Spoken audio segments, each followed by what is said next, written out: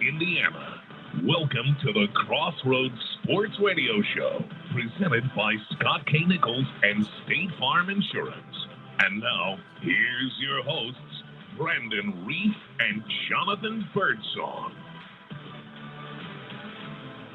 Good evening, ladies and gentlemen, and welcome to Crossroads Sports Radio. I'm your host, Brandon Reef. I'll be joined momentarily by my main man, Jonathan Birdsong. What a show we have for you tonight. We're back after a week off vacation. Big show tonight. We got our guy. Here he is, Jonathan Birdsong. JB, how are you, buddy? Dude, I'm doing just fine, man. I'm sorry if you hear any background noise. I'm navigating traffic right now. So, but I'm doing just fine, man. And I'm ready to talk a whole lot of sports, man. I know we took a week off or whatnot. And I know, quote unquote, the sports cycle was slow, but I don't think so. I know, me, you and I, and, a number of our homie called D Cox, been chopping up about various topics about sports, man. But please, Brandon, give us the official rundown of tonight's show. Yeah, absolutely. Yeah, you guys have been chopping it up, and I've just kind of been viewing. I've on the other hand had myself a very, very busy week outside of this. That's just been crazy, a crazy whirlwind that hopefully will be winding down soon. There you go. Hopefully with an announcement if things can kind of go with the way they are. So spoiler alert there for a future thing, hopefully. There you go. No, we've got the NFL, John. NFL is back. The juggernaut of the football league itself is back. Training camps have opened up. We've got the Colts back up here just about 3 minutes from where I live. The Colts are up here at Grand Park for their training camp practices.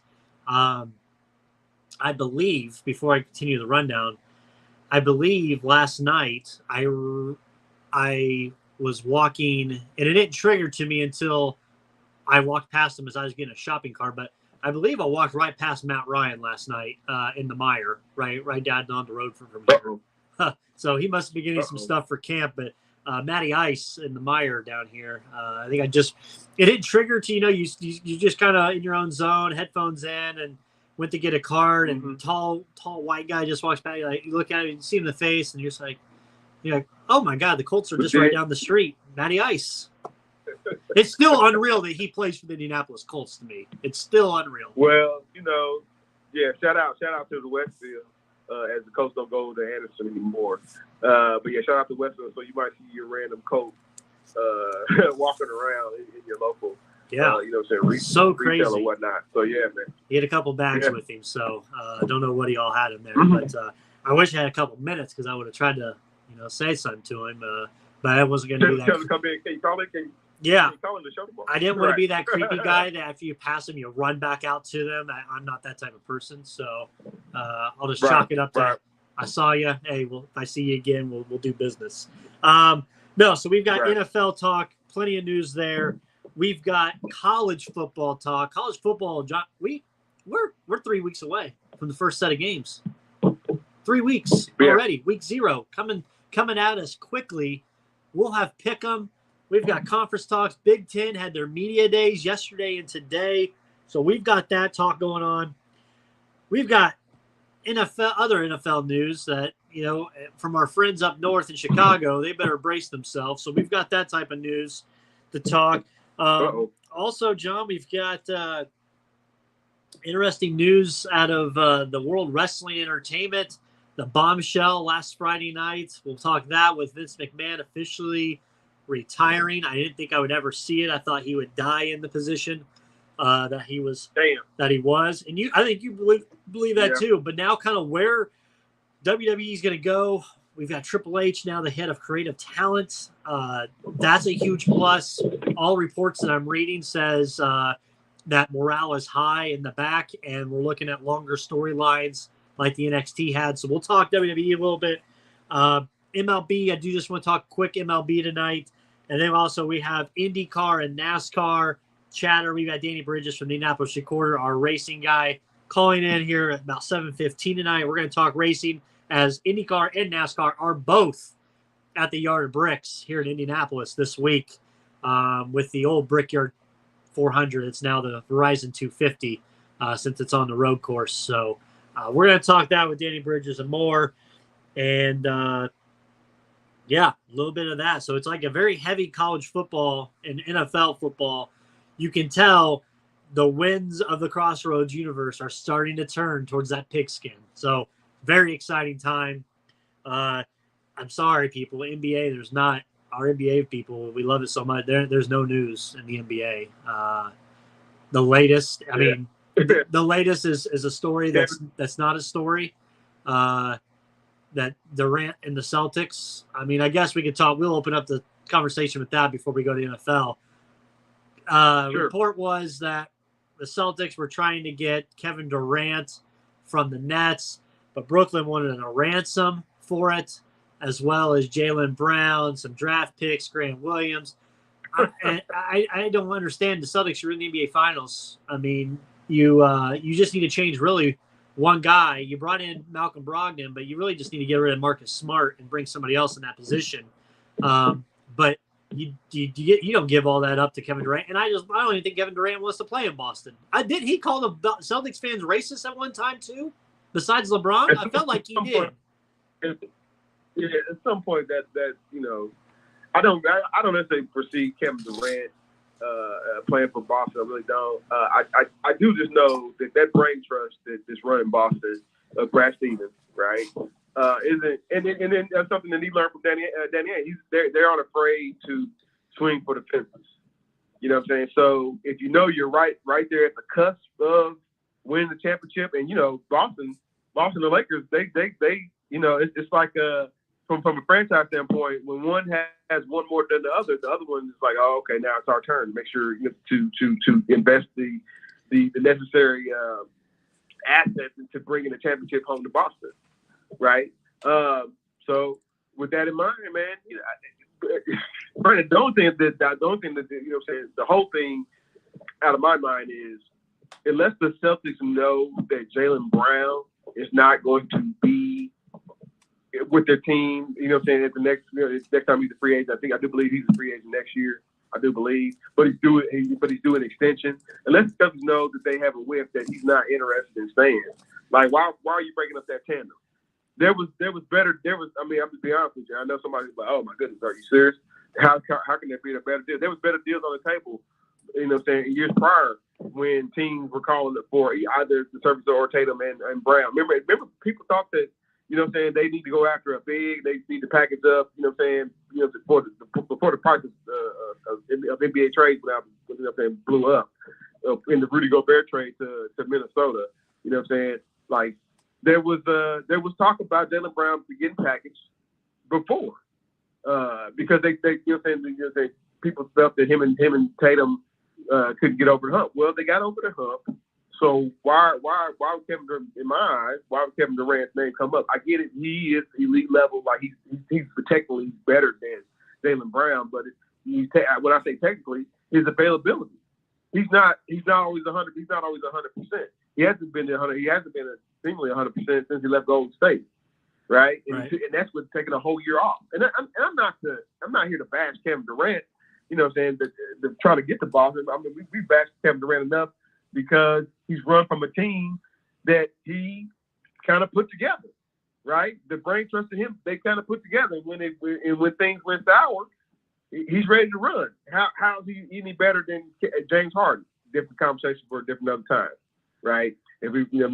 But again, I don't foresee for Boston to make that trade. Boston swings for the fences, Brandon, but they're not gonna make no trade that would weaken their chances. They know they need to get over the hump just by a little bit. Kevin Durant is a bit of a talent that if you get 50-some games out of him and a good playoff run, you put Kevin Durant and Jason Tatum together, they better win a championship, or people are gonna be like, it'll be memes about it. You know what I mean? But those things, he hasn't been 100%, and he's technically, Brandon, he doesn't look like the same kind of player anymore. Still elite. Don't get it twisted. Still top 10. Right. Not top 5. Not top 5 anymore. And I know somebody's listening to me saying, man, Kevin Durant will go out here and score 40. Yeah, he'll have a good January. He might even have a good March. The problem is April, May, June come, and we haven't seen Kevin Durant in prime time action April, May, June since he left Golden State. Right. So that's where I kind of see Kevin. That's where I kind of see Kevin Durant. The price is high for Kevin. The price is high for all trades now because of the crazy Rudy Gobert trade where they traded Rudy Gobert for basically 6 number ones and even veteran assets that they had to send back to Utah. So imagine if you tell me I get 6 number ones for Rudy Gobert, what am I going to get for Kevin Durant? As far as like lottery picks or even. Well, I already told you 2 weeks ago. I thought they're ruining trades now with throwing 50,000 first round picks into stuff. I think it's ridiculous how that goes now. Yeah, it used to be. Well, hey man, remember when Atlanta offered 7 or was it 6 first round picks for Paul George? I remember Atlanta had the squad. They had like all 5 of their players were all-stars. I remember that Atlanta squad. Remember that in like 20? No, I remember Atlanta wanted so bad to get to have a superstar. This was after that. It was after that squad that they offered the Pacers 6. They offered the Pacers 6 first rounders, and the Pacers was like, "Nah, we're good. We're going to." And then right. And Paul George skipped out on the Pacers 2 years later. So damn. But like, nah, man. We shall see, man. There's no way he plays the full season with Brooklyn. I will say that, though. Okay. Now there's a report that Kyrie Irving maybe said that he wants to play for Brooklyn. Does he really know what the hell he wants to do? This is right on the wall, Brent. They don't like one another anymore. Apparently. I don't get it. It's one week it's this next week it's that. I don't know. So, like, all right, man, let's put our cards on the table. Do we really? I mean, I know there's been 1,000 memes and Bleacher reports about it. How bad do you think LeBron James would play with Kyrie Irving? Like, does he really want that hit it? There's going to be something. There's going to be 40% that comes. Okay, that's fair. But there's going to be something with Kyrie Irving where he doesn't show up, and LeBron isn't. Though LeBron is probably knowing in his mind that he's not prime time LeBron James, he still wants to get another crack at the apple. Another bite at the apple, right? So is he willing to risk it? That's the problem. Is he really willing to risk it running with Kyrie Irving, who's gonna come up with his Kyrie Irvingisms? Right. The world is flat, and Anthony Davis, and you know what I'm saying, his health is that gonna be 100% or whatever? So. If it was just, I don't think Kyrie Irving and Durant like each other anymore. But that doesn't mean LeBron's going to automatically come to, you know what I'm saying, save the day for you. Right. Yeah, totally agree. Slim Harden signed a 2-year, $68 million deal with the 76ers as expected. And John, I told you, I put it on Twitter to you. He's slimming down. Slim Harden's back. That's what they need. They need Slim Harden. They do. He needs to average 28, 7, and 8 this year. He needs to be that number 2. Season? Yes. Brandon, I think you damn near get more out of Tyrese Maxey than you will get out of him. Anything like that. You want to put a friendly bet on that? This year? So, yeah, we'll do a little draft. Yeah. Draft. I take Harden over. Okay. Listen, I think Harden. So you're right. Harden does have to play though this year. He does, because this deal is kind of like a wink deal. That he is basically is 2 years, right? He's really gonna play. Boy, if he balls out like you say, Brandon, I think there's a player option for the second year. Right, but if he doesn't, then he can get another max deal. And everybody like, dude, all these we can't have all these quarterbacks getting these $200 million contracts and not have the NBA players get. That's what Harden thinking in his mind. How can I give me a $200 million contract? Well, as long as you do some film study, I think you're all right. Right? Right. Which that's another conversation we're gonna have because that is crazy. But nah, man, he has to play this year. He has to play if you really want to, like, you know what I'm saying, see max dollars. Because, like, again, you're in the twilight, and right now guys are getting paid in their twilight. So he has to show that he can play. Otherwise, he's gonna get, you know, peanuts comparatively. Not peanuts me and you, but peanuts comparatively. Right. Indiana Pacers. Pacers won a second first-round pick from the Lakers. They would have 2027 first-round pick, but they would also want 2029 first-round pick from the Lakers for Russell Westbrook, for Miles Turner, and I believe Buddy Hield. Pacers are desperate. They're not desperate, I guess, but they're set hard in their ways that they want that second first-round pick, which I don't disagree because that Lakers squad is not going to have LeBron, and I don't know what kind of talent that Lakers squad has on it. So I just don't want it to be lottery protected, but that's what's kind of the hold up right now with the Russell Westbrook to possible Indiana scenario, kind of where we're at. Yeah, I still think he ends up with another team and the Pacers accumulate some more picks. I think that's what happens. I just don't know. I don't know, you know what I'm saying, right now who that other team's going to be. Is it going to be San Antonio? Is it going to be Oklahoma? You know what I'm saying? It's just kind of a lot of ifs. Right? It's going to be the Knicks since the Donovan Mitchell price kind of got too high for them. You know what I'm saying? They might look at a Russell Westbrook rental. I think that's a tongue twister. The Russell Westbrook rental for like 1 year or so. Man, to be continued. But yeah, man, a lot of these deals are going to be kicked down the street for a while as the NBA probably won't, you know what I'm saying, pick up till late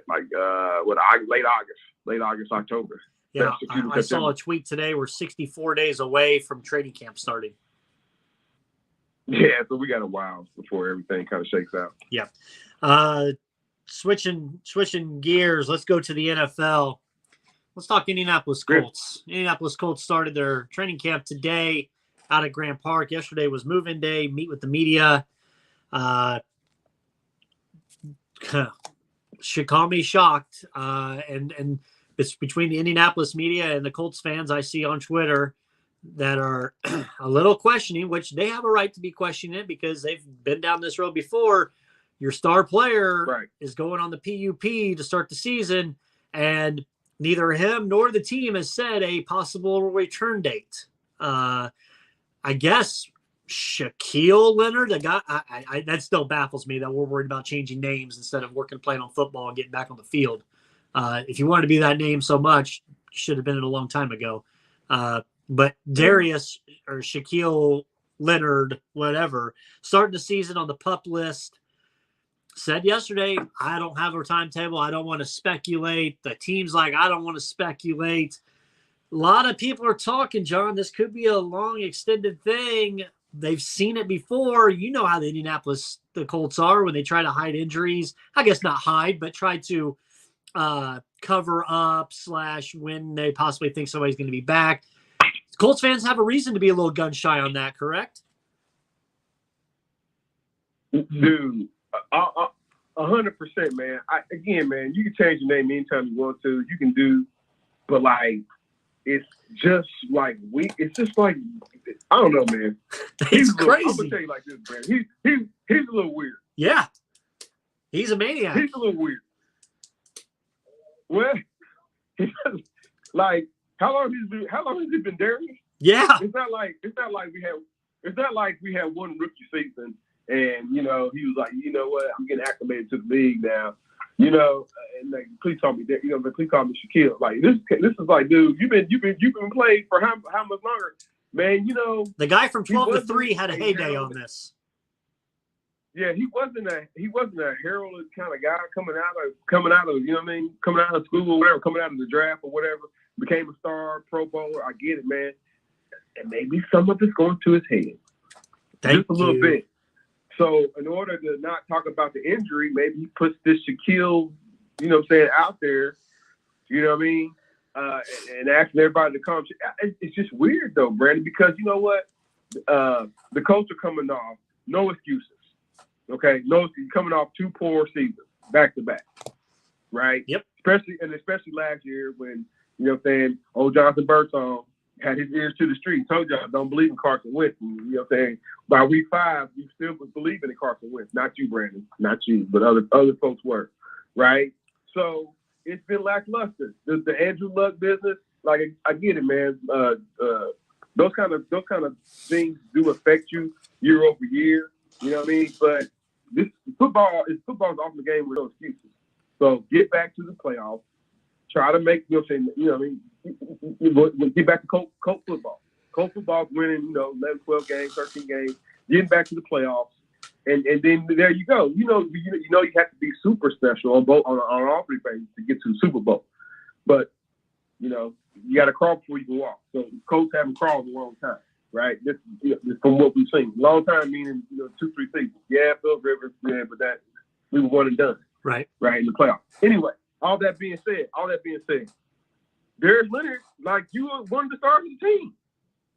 So, like, Shaquille. It's just, come on. Damn. Shaquille Leonard, it just, like, leaves this is boggles in my mind, man, sometimes, man. Like, what guys want to press or what like, you want people, you want a perception of, you kind of control that perception, Shaquille. Darius. Yeah. You know what I'm saying? And I don't know, man. Like, he's giving off a lot of weird vibes. And you know what I'm saying? I know I'm not trying to rush him. I think he's legit. You know what I'm saying? Legit hurt, and however they said his rehab, he wasn't rehabbed the correct way the first time, and they changed up his rehab or whatever. But like, nah, man, it's just every year it's something with this team. It's damn near Kyrie Irving. Yeah, you're right. Man. Yeah. But again, man, I know football is a hurt me type of sport, man. So if he needs rest, like, take it. But like, man, answer these questions a little bit more responsibly, man. And like, don't come out of left field talking about, oh man, oh, by the way, here's Brandon.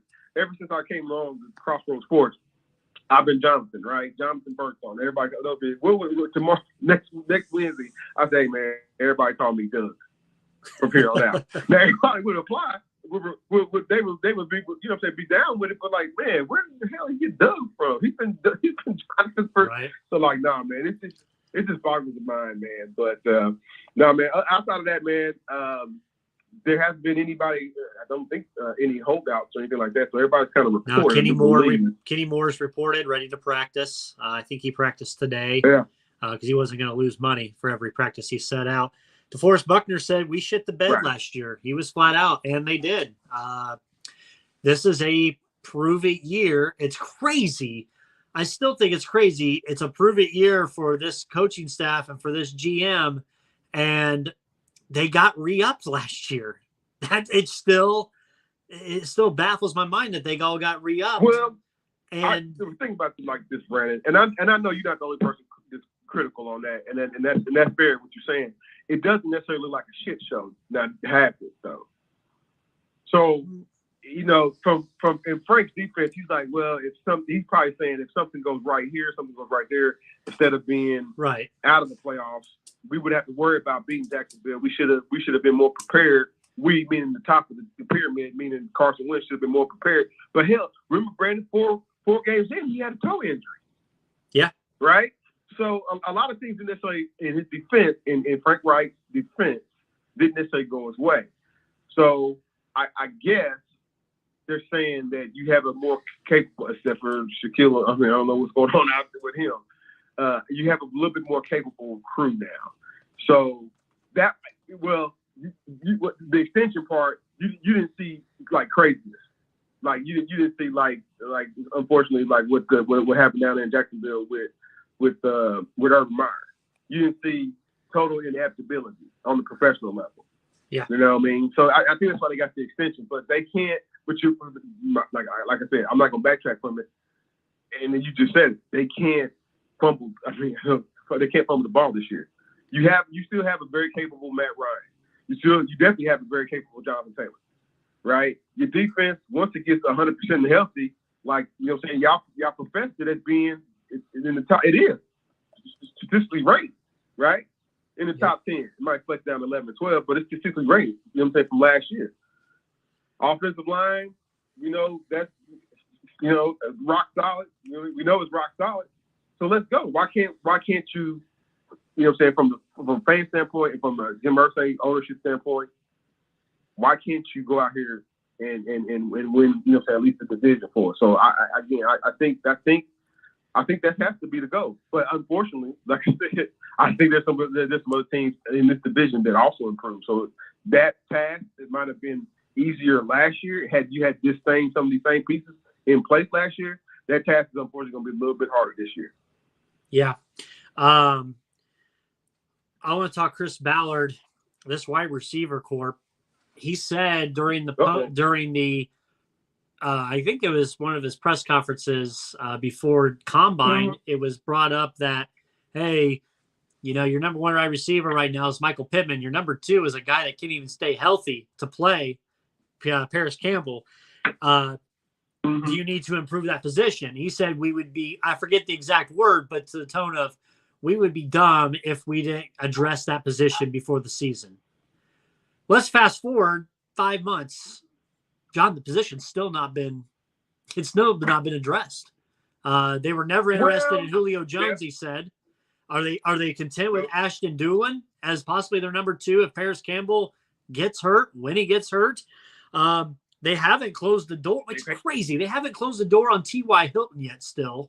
But T.Y.'s not getting picked up by anybody else, so that should say something. Right.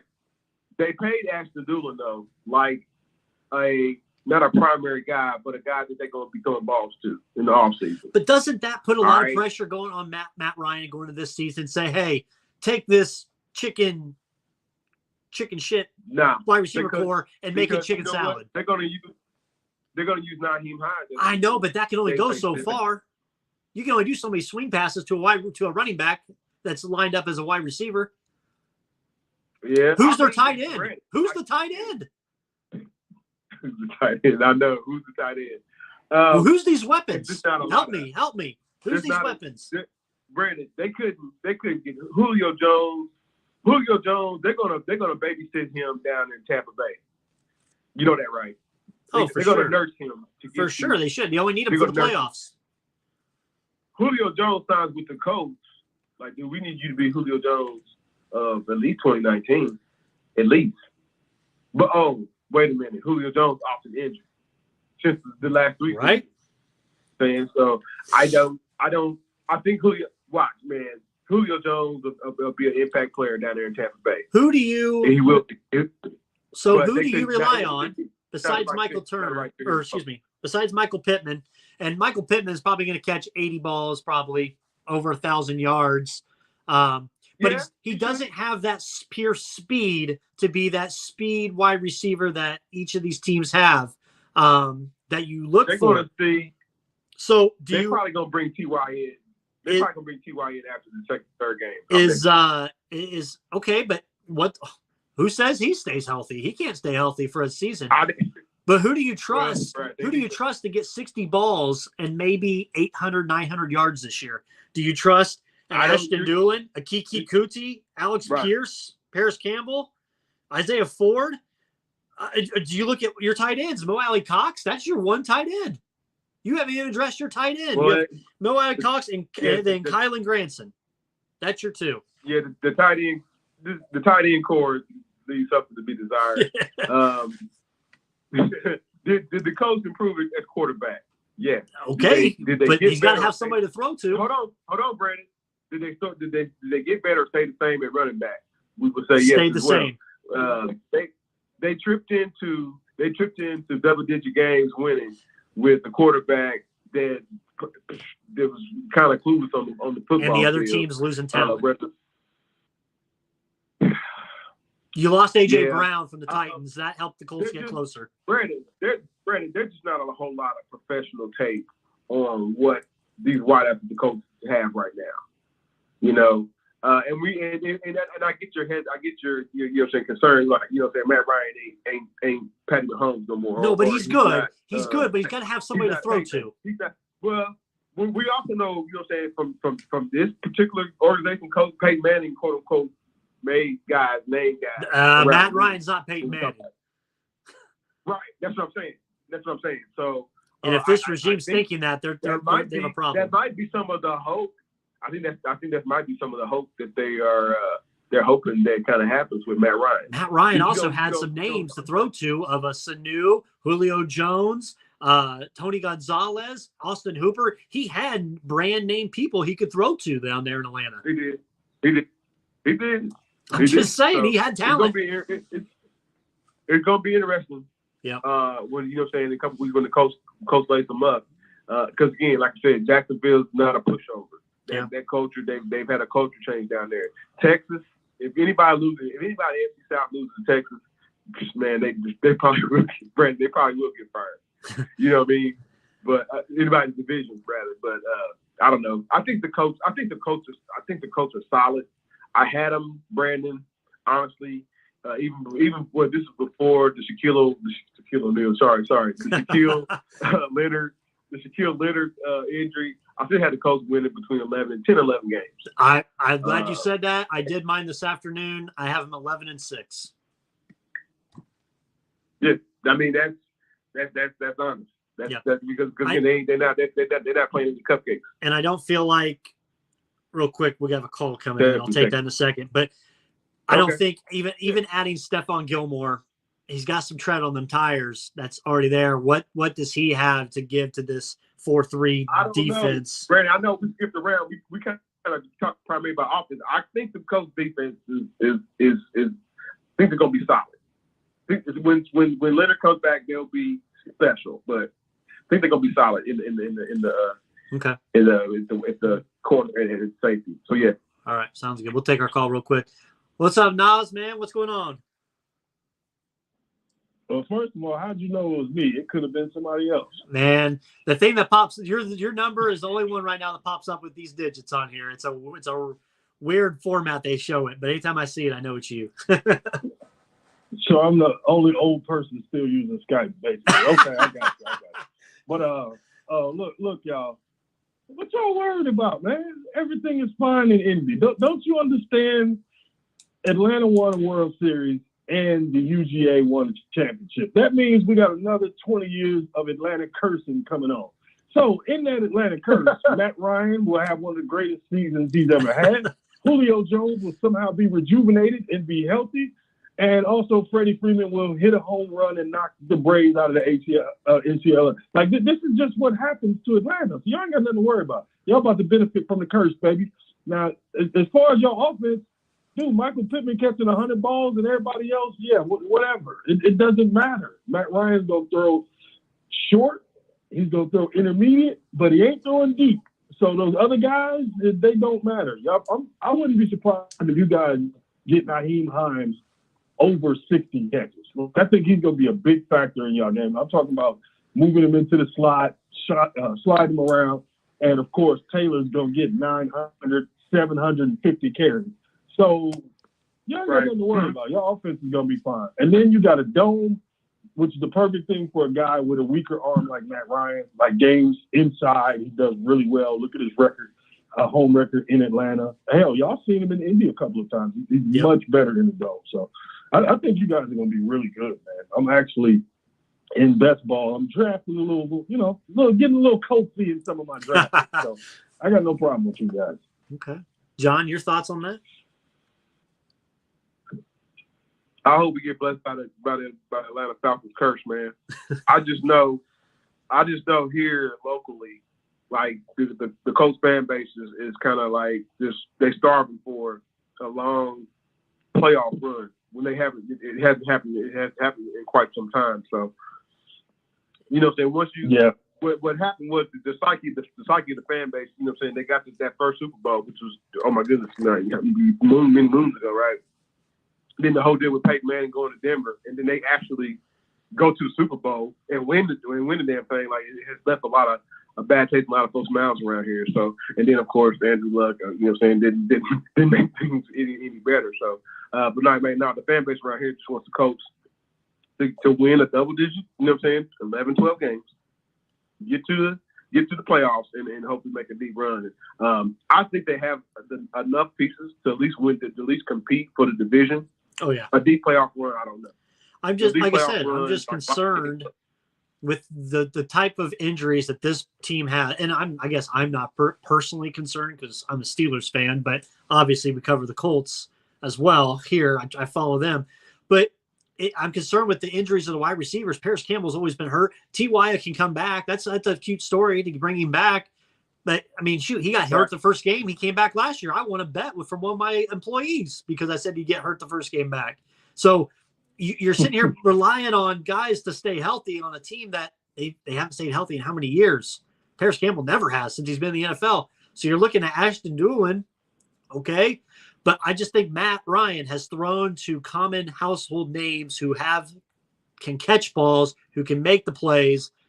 And looking at these guys here, it's just like, hey, Matt, we want you to go out here and replicate exactly what you did down in Atlanta. And I think it's going to be tough. And I think that's almost too much to throw on Matt his first year coming in saying, hey, make these guys great. Yeah, but remember, you guys are going to be run-first offense. Matt's going to be really good in play action. I think the surprise is going to be the rookie tight end. What's his name? Jelani something? Yeah. Woods something. Yeah. Maybe that's it. I think he's going to be another weapon. But again, y'all going to be a Taylor-centric offense, man. Y'all are running that rock. Well, And I mean, I think Matt Ryan will be really good off of that. But you guys used to do that too. If you want the nightmare scenario, when you had Devontae Freeman back in the right. day, Matt still slung it even with Devontae Freeman back there during his big day. Mm-hmm. But I don't know. I just don't see you guys as a high-volume passing offense. I think play action is going to be really good. Now, if you want the nightmare scenario, it's that Matt has trouble with his arm and he struggles, and then the greatest job stealer of all time rears his ugly head and takes the job. Like, if you want the nightmare scenario, I can give you that, because that man with a statue in Philly is on the depth chart, and he will steal Matt's job if Matt falters. So it's just what it is. Yeah, absolutely. What else you got, Nas? I guess, okay. Do we really think Brooklyn is trying to trade Kevin Durant? Because I'm hearing people talk about this, and I just feel like they're not trying to do it. I think they're trying to get him into camp and see if they can, kind of talk him into buying in again and selling him on what they could possibly do for the rest of his career. Because it's like, how do you leak out every negotiation you have with another team and expect to actually get a deal? Like, dude, I don't believe they're trying to trade Kevin Durant. So I want to hear y'all opinion on that. Yeah, I'll go first real quick, John, and you can go. I don't, like I said, I totally agree with you. I don't think they want to. I think they're more willing to get rid of Kyrie Irving than they are Kevin Durant. They know at least with Durant, you're not going to get as much drama, and you're probably easier to clear his psyche and get him to buy in than you are Irving, who might wake up tomorrow and think that he is the president of the United States, and then the next day think that we have civilization on Mars. So I think it's easier for them to say, hey, let's put all our eggs in a basket and try to get KD to say, and with that, maybe we can push then and get Kyrie out of here. I don't think they truly want to. I think they want to put those rumors out there to say, hey, this is what we want. So then people are like, well, I know we want that, but what if we give you this? And maybe it's higher than they initially want for Durant, and they say, oh, well, you want to give us for Durant, but we'll take this with Kyrie. I don't know. My thoughts, John. Yeah, I still got not being there for the entire year with Brooklyn. I think there is a scenario where he does start the season with Brooklyn. They might ask him. I mean, what are we talking about? I mean, he should just be a professional and play, bro. But I think by by the trade deadline that he'll be gone. Just because Steve Nash and that coach staff cannot coach a team if the star player is not all in and is thinking about playing with somebody else. They could still be like third or fourth in the league. So he doesn't want to be there. Like, what's the point? You know what I mean? I think ownership wants to be still competing. He wants to put out a winning product. So they don't want to necessarily give Kevin Durant away. As in, we've seen bad trades or trades that doesn't necessarily benefit the other team in its immediacy, right? As we saw thing about the Garnett trade when he got traded from Minnesota to Boston, how Minnesota instantly sucked. When you think about Memphis when the Lakers gutted in for Paul Gasol and how Memphis sucked for so long. So I just don't know. Like, again, nobody wants to make those kind of deals where Brooklyn becomes like the team we snicker about for the next 6 years because they trade away their star players. You know what I mean? But I think the deal does get done at some point. It's just who's gonna blink first. the Brooklyn Nets or another team. Okay. Yeah, look, man, it's tough because you got to remember this one added element with Brooklyn. Houston has all of their picks from the Harden trade. So they can't bottom out and be terrible. They still have to figure out a way to put a good team out there to where they don't have to give up everything to Houston. So, yeah, they're in a tough spot, man. But I know you guys got a lot to talk about, but we had to get some of that out of there, man. Yeah, the Atlanta curse. You guys will benefit, man. I love it. Appreciate it, Nas. All right, y'all. All right. Always love when Nas calls. He gives us that Atlanta talk. Dude, man, the Falcons about to get Bryce Young or CJ Stroud. I know. Suck for 1 year to get him. That's all you got to do. Do.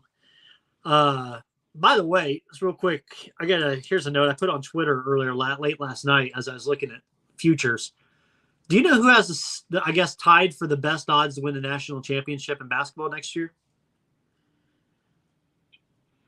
Who is tied? No, I do not know. Well, the first team was Gonzaga, which should be obvious. Okay. So Gonzaga has the best odds, but there's a team that is tied with Gonzaga for the best odds to win the NCAA national championship, to cut down the nets next year. It's Houston, John, the Houston Cougars. Houston, really? Number 2. Yeah, they're tied for the best odds. Crazy, isn't it? I'd have thought maybe North Carolina. Can you see a Calvin Sampson squad doing that? Squad. A Calvin Sampson squad can get to the Final Four. Win the Final Four, that's a tall order, man. But I don't know. He's surprised us before the last couple seasons down there in Houston. Yeah, he has. John, I want to talk real quick. Chicago Bears. Let's fear the Bears, the monsters in the Midway. What about this Soldier Field dome, man? The mayor came out and said, if you don't like it, then we'll bring another team in that will take it. I mean, another team like who?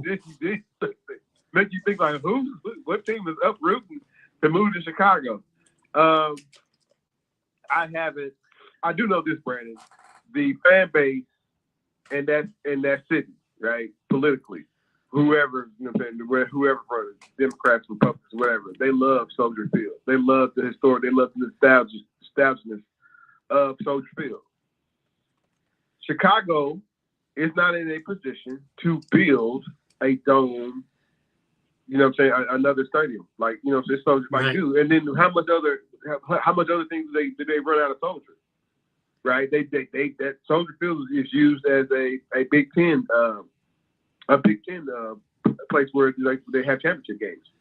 You know what I'm saying? And you get that real football feeling because it's outside. You know what I mean? It's out in the open. I get it that the mayor was thinking about, you know what I'm saying, doing renovations, and they want to put more stuff, more of a they said family entertainment around Soldier or whatnot for the future. But you know what I'm saying, it sounds like there's going to be a lot of people, you know what I'm saying, looking hard, look each other in the face, and again, see who blinks first, because either the Chicago Bears are moving,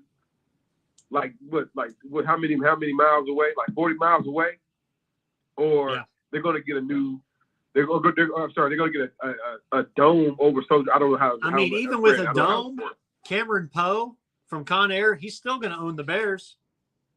Oh wow! Brandon, by the time the dome is built, Cameron Poe will be retired. I don't know if he will or not. Cameron Poe will be retired. They might have to bring Cyrus in. Everybody probably got. Yeah, he probably gonna be 2 or 3 more seasons, right? Oh yeah, for sure. D-Cot, I see you on the line. With respect to our guest that's going to be calling in the next 5 minutes, I'll wait till after our guest comes on to bring you on. So if you want to listen there, that's perfect. But we'll bring you on here in a little bit after our guest calls.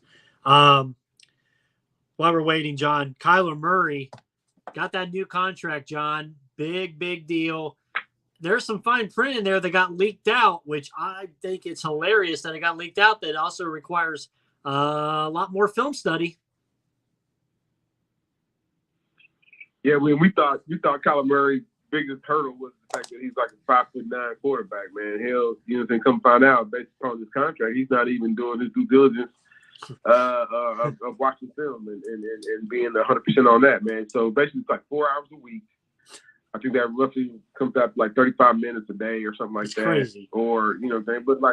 But dude, like those are things that people just kind of expect from quarterback, all NFL players, but especially the quarterback, to know, you know what I'm saying, the volumes of however the playbook is written out for you, man, and knowing, you know what I'm saying, where, because that's how all the greats do it. That's how, all the greats say, I'm a master, you know, they know the playbook. Right.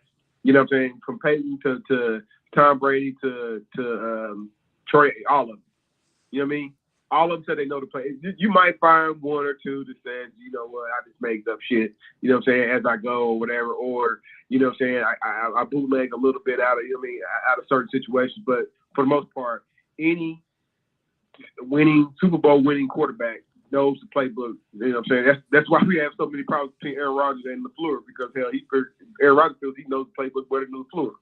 You know what I mean? Uh-huh. But like, nah, man, that's crazy that they had to put that incentive in there in order for Kyler Murray. I was, you know me, Brandon, I was all in on Arizona the last 2 seasons, man. And like now, we are really seeing some maturity issues out of Kyler Murray, man. And it's not sad, like, you know what I'm saying, you know what I mean, like somebody died or something like that. But it's sad that somebody that good is not necessarily putting their best foot forward into becoming great.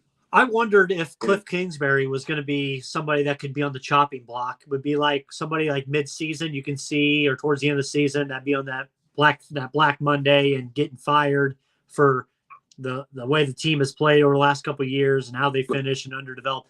The problem is, John, they just signed him to a new contract this past spring. Right. So I don't think they're going to be doing he that. Has to go 0-6. Yeah, he has to go 0-6, you know, something crazy. 1-5. Yeah, and you know what I mean, and depending on who was healthy or not, you know what I mean. But like, yeah, they're all tied together. So hopefully, Kyler Murray, Cliff Kingsbury, and the Arizona Cardinals can get their act together. They were a fun team to watch, both offensively and defensively. But again, they got to get their professional maturity together, and take a look in the mirror, and then, because you know what I mean, that division just got tougher as damn self. Yeah, it definitely did. DK Metcalf, Derwin James, Debo Samuel, all 3 of them are healthy, but they are sitting out. They've reported to camp, but they're sitting out due to contract disputes. Do we expect all 3? Do you think all 3 will end up getting these contracts signed, or do we think there might be a trade going on? I know Metcalf's not happy, especially when now you're looking at Drew Lock as your quarterback compared to Russell Wilson. Right. You wonder why, you know what I'm saying, why would, you know, team or even a player wait so late to figure out if he wanted to be there or not?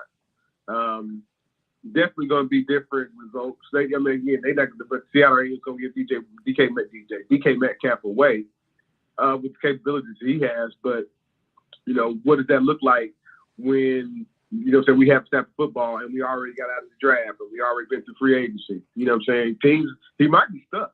That's what I'm trying to say. He might be stuck. You think? At least until the offseason, he might be stuck. I mean, the fact is, nobody honors these contracts anymore. It's just kind of, you know, I don't want to be there. Boom, trade me. I'll sit out. So I don't know how you do it in the language. Maybe you say it's going to cost you this much XYZ if you try to request a trade before this contract's up or whatnot. You know, I mean, I know I got a buddy of mine. I know that he just re-upped his contract 2 years ago for a 4-year deal. And he's already 2 years in and he's trying to leave the company he's with. So I'm like, well, I mean, you shouldn't have signed the contract 2 years ago to re-up when you still had a year or so left on that contract, you know? So it applies right to the sports world as well. There's a lot of contracts that I'm nervous about. I guess not nervous, but I'm interested to see how they're going to work out in the end, because right. Debo Samuel, is he really going to be happy in San Francisco? Honestly, that's the type of player that the Indianapolis Colts need to go out and try to get him in here. He's got the speed. He's got the athleticism. That's a guy that can be a true number one, and you don't have to rely on Michael Pittman to try to fill that role. Can he do it? Yes. He's going to catch about 100 balls. But Debo's that guy that – and I know the 49ers don't want to trade him, but, John, you can be real. Every single team's got a price. It's just, what are you willing to do to give it? Are you willing to sell the farm, which I don't think you got to sell the farm if you're the Colts to go out and get Debo, but you got to get somebody in there to be a true number two or even a new number one. Pittman can be the one, but you got to get somebody in there besides a Paris Campbell or a T.Y. Hilton who can't stay healthy, either one of them, to be your number two. So, yeah, Debo Samuel's price tag a little high though. It is, but I don't think you I think you listen. I think you send something to see what they counter with, and then you go from there. I would think, but I don't think that's in Ballard's. I don't think that's in his game plan pocketbook. I don't think it is. Right. So. Probably not. Yeah. So, all right, John, we'll bring in our guest here, our guru, Indianapolis recorder guy, racing guy, all sports guy, I guess. Danny Bridges, welcome back, my man. How are you? Good evening, gentlemen. How are you? Doing very well. On this fine Wednesday night. It's race week here in Indianapolis. We got the doubleheader, IndyCar on Saturday, and then NASCAR, and I guess the Xfinity Series on Saturday as well. Within the NASCAR on the road course Sunday. How is the atmosphere? I guess the barometer for the hype for Indianapolis this week. Well, it is a good event, and a great event rather, in the sense that you get two major series combined in one weekend. But I think that there are still people who miss the Oval for the Brickyard for whatever that reason may be, but I think the IndyCar put on enough good shows on the road course to where this is an attractive ticket for the pricing. To consider that you'll get 3 races with the Xfinity Series as well. And, I think they're going to have a pretty good this weekend. I mean, I don't know what they consider to be decent, but I think for all 3 days total, with Friday, of course, being more of a practice and prep day, even though you will have the Indy cars qualifying and the Xfinity cars qualifying on Friday. I think if they can see 40,000 people come through the gates collectively in 3 days, they're going to be pretty happy. Okay. Let's recap real quick. Let's start with IndyCar. This past week, we had a doubleheader at Iowa. Joseph Newgarden won the first race. I had a little bit of change on Joseph for both races, so happy with the first one. Second race, it's almost like on TV, James Hinchcliffe jinxed him, because instantly, as they said, he was running away with the race with like 40 to go. They go to commercial, and on the second screen, bam, loses it, hits the wall, ends his race. And then Pato Award ends up winning that second race. Recap us a little bit. I know you were there. Recap us a little bit with your thoughts on how the weekend went, and what was the latest update with Newgarden with his injury? Well, first and foremost, it was a great weekend of entertainment. You had 4 major recording acts do 4 individual concerts in conjunction with the racing. And I believe that in itself was probably worth the ticket price. When you've got Tim McGraw, you've got Gwen Stefani, you had, I think it's Florida Georgia Line. Is that the correct pronunciation? Yeah, there we go. And then you also had a Blake Shelton show after Sunday's race. So 4 major concerts in conjunction with the 2 races. Look, there's no doubt about it. Joseph Newgarden was going to win that second race. He had everybody covered. They had discovered that it was a right rear shock that broke, that sent him into the wall. And that's the only thing that kept Team Penske from really sweeping the entire weekend, both qualification as well as the races were concerned. But Joseph Newgarden will be examined tomorrow in Indianapolis, and they'll determine if he's neurologically fit to race. He had an incident after the race where he fell and hit his head on the ground. Was it related to the wreck? No one's really sure. Probably in terms of, dizziness or, was he fainting? I'm not really sure on that, but he'll be examined tomorrow. If he passes, then it'll be all systems go. If not, they have signed Santino Ferrucci to be his replacement if indeed Newgarden can't go. So you don't ever underestimate the Penske organization. They've got a driver ready to go if necessary. And you hope Joseph Newgarden will be able to race, but there's no question he was going to win that second race. He had him covered, and it's a shame that it happened. But all in all, Iowa was an interesting event from a standpoint of, it was hot as all get out on Saturday, roughly 99 degrees, but it was an entertaining weekend and well worth my time to make the trek over there. I look forward to going back next year. Who knows what the concert entertainment will be? Perhaps some R&B, perhaps a little bit of rock and roll as opposed to the country theme. But hey, everyone seemed happy with it. They did sell out, and that's a big deal. And I think I wrote a piece for the Recorder that'll come out tomorrow. I think the byline said IndyCar comes roaring back into Iowa. And that's exactly what happened. Everybody had a good time, and there was a lot of entertainment for the money. How impressed were you with Jimmy Johnson's performance this weekend? Well, he's on an oval, and that makes all the difference in the world. For him, I think. Look, people talk about racing, a second here and a second there as far as, seconds ticking off the clock. And, you say 1,001, 1,002, there's 2 seconds. So to be that close on the road courses means that the guy's got the right stuff. Now, on ovals, he was a presence. And, to come in there and to run that well on a bullring of a track shows that, this guy is arguably one of the greatest drivers NASCAR will ever see. 7 championships. I'm not surprised that he's doing well on ovals. But, they've got another oval race. I call it St. Louis. It's Gateway, Illinois on the 20th of August. So I think it'll be interesting to watch him there. But I thought he handled himself extremely well. He had a moment or two where he had to correct it, but that's a bull ring of a track, 7/8 of a mile, laps for like 18 seconds or less. Yeah. So, I mean, it's a handful for guys who are very experienced in IndyCar. A little guy trying to cut his teeth and get in the mix. But I don't think Jimmy Johnson embarrassed himself at all at Iowa. I think he distinguished himself, and he looked comfortable as he did on Texas Motor Speedway in an oval. So, good for him. When you can add a name of that variety, of that magnitude to your sport, it's good for everybody. How messy is this Chip Ganassi, Alex Palou situation right now? I mean, obviously we had Palou, Chip Ganassi them said, hey, he's opting back in. We're opting for the next season. Palou says, that's not true.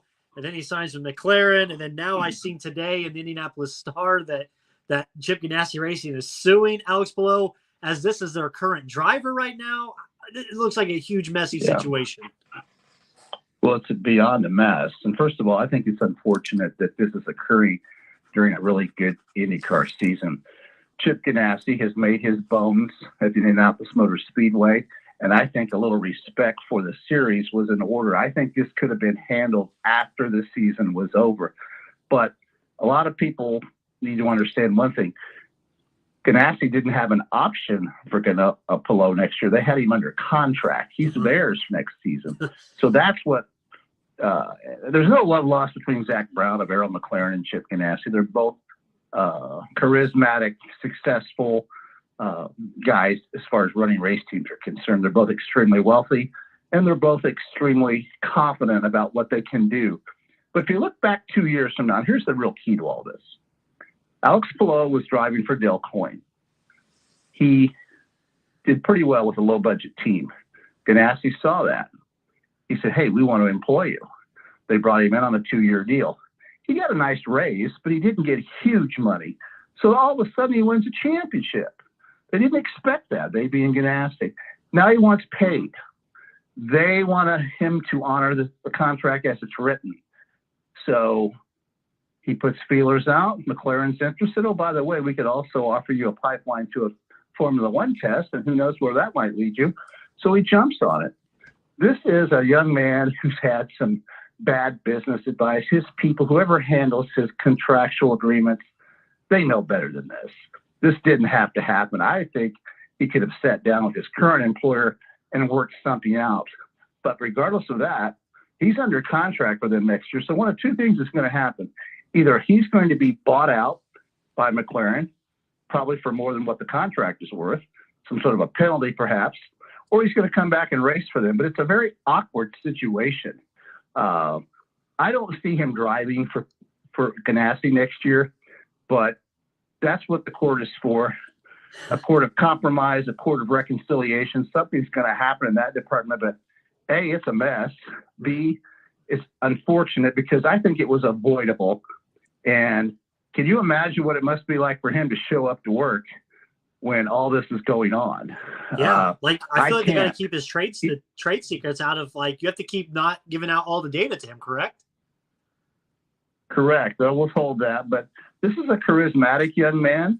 He is intelligent, and he's a hell of a driver. You hate to see this happen. I kind of wonder what kind of management he has. I don't know nothing about the group that represents him, but he's in a pickle, and I don't think he got there by himself. On the other hand, this will get resolved, and come next year, he's probably going to be driving somewhere else. I can't imagine him coming back, but Ganassi's going to get some sort of compensation for releasing him, which I would assume would be at the very least what he was scheduled to pay him plus X, whatever that may be. But it's just a really, really bad situation, and it's put a damper on what's been a pretty good IndyCar season so far. Okay. John? I got to shift a little bit to NASCAR, especially for the future. Next year, it was been reported that they're going to run a road course in Chicago. Yeah, street course, right. Street course. Can you give us this in your how's that going to work out for a place that's never really known for racing or had fandoms there? You know what I mean? Well, I would say this: street courses are temporary, and they are derived from streets that passenger cars, buses, foot traffic each day. In a metropolitan area like Chicago, it's hard for me to realize or think that all those streets are going to be so smooth. In other words, you're going to have bumps. This is about getting into the Chicago media market. They once were at Joliet with the Chicagoland Speedway, but that's what's driving this, to be in the Chicago media market. So I think it'll be a successful venture from a standpoint of attendance. And from the media perspective, television, everybody's going to make money the first year. Okay. Right. Does this thing have staying power? It'll all depend on a couple of things. Obviously, one, how good of a course can they actually conduct or create, rather? And number two, who are their corporate sponsorship partners? Partnership is everything in racing. If you look at Iowa, over the working with IndyCar, Hy-Vee Grocery stepped up, and in conjunction with Penske Entertainment, and everything on the grounds was Hy-Vee. They built temporary suites for their guests and their sponsors that they worked with. Those concerts were funded in conjunction with the Hy-Vee sponsorship. A lot of money changed hands in Iowa. The governor's office was involved. Everybody came together, and when everybody makes money, everyone's happy. Now, can they pull it off again next year? Time will tell. But Chicago, the first year will be successful because everybody will be pumped. It'll be overhyped.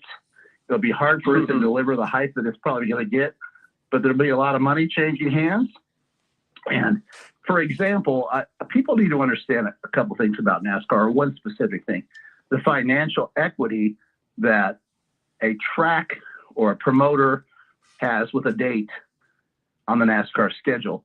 2 years ago, there was a lot of concern about the Brickyard 400 before they went to this road course configuration style doubleheader prior to when Roger Penske purchased the track, when the attendance was so dismal. Well, keep in mind, having a date on the NASCAR schedule, your piece of the television pie is substantial. So 2 years ago, before they waved the green flag at the Indianapolis Motor Speedway on a really bad day attendance-wise, IMS had $17 million in the bank as their portion of the TV pie. $17 million. So that's why I said then and now the Brickyard's going nowhere. It's money in the bank. Now, Right. NASCAR would have some concern about continual dismal attendance, which is why Penske has tinkered with this thing and he's got a double header going. He's using the road course. A lot's going on that didn't used to happen out there. And quite frankly, the road course out there has produced some exciting racing. That first year they had this format, the Xfinity race was exceptional. The top two drivers in that field, or in the standings, when I came down to the final lap, were banging fenders going into the first turn. People want to see that. People want to see tight competition, and they want to see, racers trading rubber, trading tires, whatever you want to call it. So it met the expectation there. Again, I think for the ticket pricing and the amount of entertainment you'll get from a racing perspective, this is a great weekend for the Indianapolis Motor Speedway, and I think they'd like to grow it even further. And we'll see how it goes. The weather looks like it's going to cooperate. They've got a target on how many people they want there. I said 40,000, maybe it's 50 over 3 days, but that's a welcome relief to what the old Brickyard was delivering in its final days. I do think they'll race on the oval again out there with stock cars at some juncture. But this particular format offers a lot of variety. It offers accessibility to fans as far as the garages now with the COVID restrictions being lifted. So a lot's going to happen this weekend, and hopefully we'll see some good racing. How exciting is it, the fact, and I loved when I saw this, that we're getting racing back at IRP. I always remember when I was going as a kid to IRP for the book back when it was the Busch series there on Saturday nights. I was glad to see that we're getting racing back there. What's your take on that? Well, IRP is bread and butter racing. It's small track USA, much like the SRX series that Tony Stewart has put together. It was very successful again this year, and with their television contract with CBS. But listen, under the lights out there, that's a heck of a 5/8 oval. I've seen some great racing in my life out there. I've seen guys drive sprints and midget into the ground, literally, and it is good to have that venue be part of this. I can remember, as you talked about the Busch series, which, spawned into the Xfinity series, having 42 cars on that track. I said, no, they need to run heats. No, we're going to run 42 cars. That's quite a bit of real estate being absorbed, at once. I never could quite figure that out. I thought heat racing would be more competitive, more entertaining for the fans, but hey, if the guy who qualified 42nd doesn't mind being a half a lap down when the green flies, I don't mind either. Right. But to your point specifically, it's a very interesting venue with a lot of history, and it is the trucks, if I'm not mistaken, that are going to be there. Yep. They'll put on a good show, and it's IRP has, as I still call it that. It's now what I think Lucas Oil Raceway. Yeah, they have a cult following out there with midgets and sprints and USAC back in the day. But I'd be surprised if that race isn't well attended, and I'd be surprised if it doesn't deliver some good action as well. Yeah, I think the first time I went out there, I think the name of the event was like the Kroger 200. It's crazy, I still remember it. Kroger 200. Yeah. I think Ron Hornaday Jr. won the race that I was at out there. So well, he was a heck of a competitor in the truck series as well as the Busch series. Kroger had a long-standing commitment out there for a number of years sponsoring that race, and you're gonna see some wheel-to-wheel action out there that you're not going to see as much of per se on a larger oval or the street course at the Indianapolis Motor Speedway. But I'm glad they're part of that again, and that track's got a lot of history. It's delivered a lot of great racing over the years, and let's hope that's a long-term thing for them to be back in the fold and to have one phase of NASCAR competing out there as part of this weekend. What couple more for you before we let you go? What Michael Andretti's had a hell of a year, and it kind of boiled over a couple weeks ago at Mid-Ohio with all four drivers just basically kind of banging into each other in two separate incidences. Man, what does Andretti Autosport do to get themselves back to where we've seen them in the past with, and he kind of had that all all staff meeting, I guess you can say, and it's kind of like ground up, I guess, from the bottom up again, or what? Yeah, you don't hit your teammate. That's a golden rule, not just from a standpoint of the equipment cost, but from a standpoint of, ruining somebody's day as well. Alexander Rossi is an extremely talented driver, but as everyone knows, he's already announced he'll be leaving for Arrow McLaren next year. He and Brother Grosjean have had a history dating back to their Formula One days, and they're both competitive. They both don't want to give an inch, and I'm not surprised that it's reached the crescendo that it did, but it's really stupid, to be quite frank. And Andretti's had a tough time this year, like a lot of Honda teams have, because Chevrolet has been so dominant, with the exception of the Indianapolis 500. But to your point, that's insanity. That costs you money. That can cost you sponsorship, visibility. Allegedly, Michael Andretti had a come to Jesus type meeting with those guys, and I don't doubt that at all. He's had a lot going on as far as his efforts to get into Formula One. He's a multifaceted businessman, but you don't include wrecking your own race cars internally as part of the business plan. So that was remarkably insane to watch. They haven't had any internal strife since then. There's only been a couple of races, but Rossi's on the way out. I think he wants to win. I think he's trying hard to win, but I also feel like he probably doesn't really care a whole heck of a lot whose feelings he may hurt as his current teammates as he's going out the door. Yeah, I totally agree with you there. Looking at the NASCAR side, man, we've got a rivalry. I guess Ross Chastain just can't keep bouncing off of people. And it finally cost him towards the end of the race the other day with Denny Hamlin, which Denny won and then got disqualified for I guess you can say a controversial piece of tape, him and Kyle Busch. But what's your thoughts on that? And hopefully we've seen the end of that, and Chastain can just keep his fenders on his own car and not on other people. His interviews are interesting, by the way. His interviews are the most. It just feels different than any other person. Well, he's got a lot of bravado. He's got a lot of talent. There's those things you can't dispute. But you've hit a nail on the head that is very critical, very key for NASCAR's continual popularity. There's always some sort of controversy on track. Somebody bumps somebody. Then you've got the argument, or the guy who gets knocked out of the race. They interview him right outside the medical center. He talks about what happened. He's he's looking for revenge next week. There's always some drama in NASCAR. It's always been that way. And that's one of the edges they have over IndyCar, is that, there's always some on-track drama that spills over into the pits, or spills over into the medical center, spills over into the next race the following week, and it's a continuation. Your example is well made. We are talking about what happened in previous weeks. Fans do the same thing, whether it be through social media, whether it be through how they follow their own specific driver, whose T-shirt or hat they're wearing. NASCAR has a cult following of that nature, and it's always been something that they've cultivated. I'm not so sure that sometimes NASCAR probably lets a little bit too much go on for the benefit of the high drama. I think so as well. And the interest that goes along with it. I'm not saying it's orchestrated, but I think it's well regulated, and sometimes they give them a little bit more latitude than you might see in other series to create the edge on television and radio that gives them.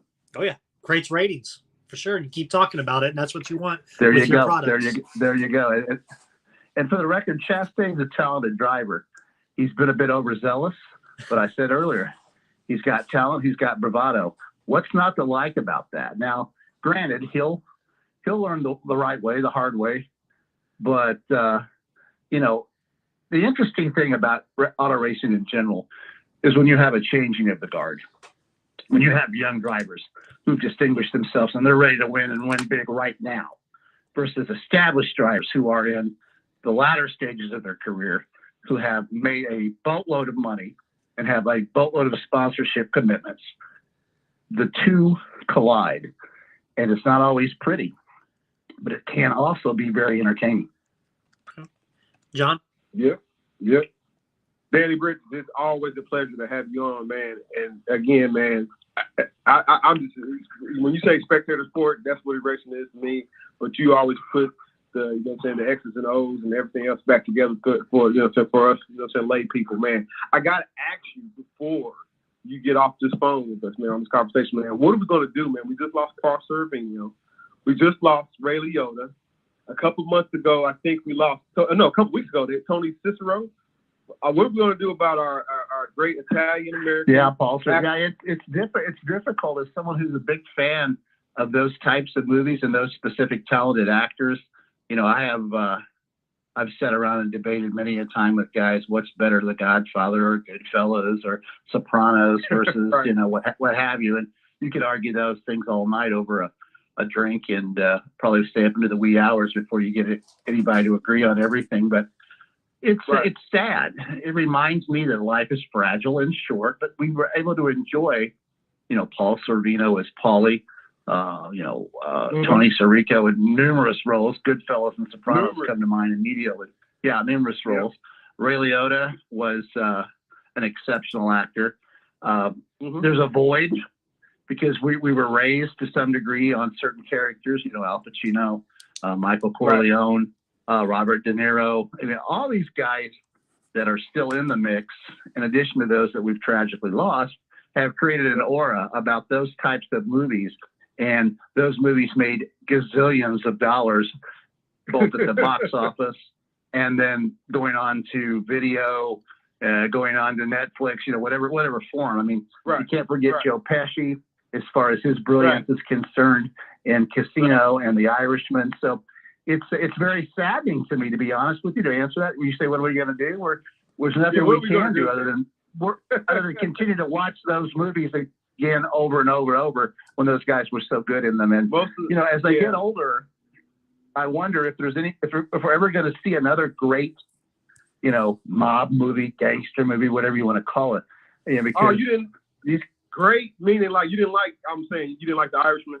You didn't think that was I did like The Irishman. I thought it was a great film. It was long as hell. It took 3 hours to watch it. Right.